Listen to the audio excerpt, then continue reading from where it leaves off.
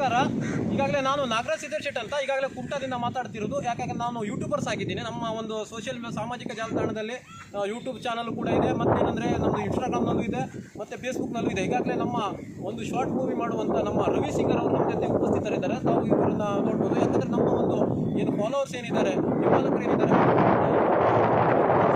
ಮಾಡ್ತಾರೋ ಅವರಿಗೂ ಕೂಡ ಬೆಂಬಲವನ್ನು ಮುಂದಿನಿಂದ ಸೂಚಿಸಬೇಕು. ಮತ್ತೇನೆಂದರೆ ಇವರು ಉದಯೋನ್ಮುಖ ಪ್ರತಿಭೆ ಆಗಿರೋದ್ರಿಂದ, ನಾವು ಕುಮಟಾದವರೇ ಆಗಿರೋದ್ರಿಂದ ನಾವು ಹೆಚ್ಚಿನದಾಗಿ ಕುಮಟಾದವರು ಇವರಿಗೆ ಬೆಂಬಲವನ್ನು ಸೂಚಿಸಬೇಕು. ಮತ್ತು ಜಿಲ್ಲಾ ವ್ಯಾಪ್ತಿಯಲ್ಲಿ ಆಗಿರ್ಬೋದು, ರಾಜ್ಯ ವ್ಯಾಪ್ತಿಯಲ್ಲಿ ಇನ್ನು ಹೆಚ್ಚಾಗಿ ಅವರಿಗೆ ಒಂದು ಶಕ್ತಿ ತುಂಬುವಂಥ ಕಾರ್ಯವನ್ನು ಕೂಡ ಮಾಡಬೇಕು. ನಮ್ಮ ಒಂದು ಈ ರವಿ ಸಿಂಗರ್ ಅವರೇ, ನಿಮಗೆ ಇದೊಂದು ಸಿಂಗರ್ ಒಂದು ಹಾಡಿನ ಬಗ್ಗೆ ಹೇಗೆ ಆಸಕ್ತಿ ಬಂತು?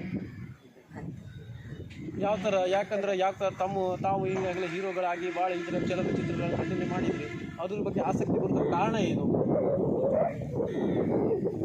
ನಿಮ್ಮ ಅದ್ರ ಬಗ್ಗೆ ಅನಿಸಿಕೆ ತಮ್ಮದು ಒಂದು ಯಾರು ವ್ಯಕ್ತಪಡಿಸಿದ್ರ?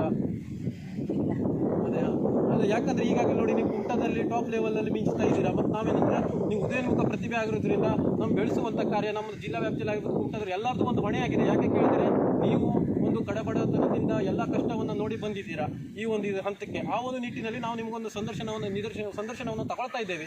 ಅದಕ್ಕಾಗಿ ತಮ್ಮ ಒಂದು ಅಭಿಪ್ರಾಯವನ್ನು ತಾವು ವ್ಯಕ್ತಪಡಿಸಿದರೆ ಒಳ್ಳೆಯದಾಗಿತ್ತು.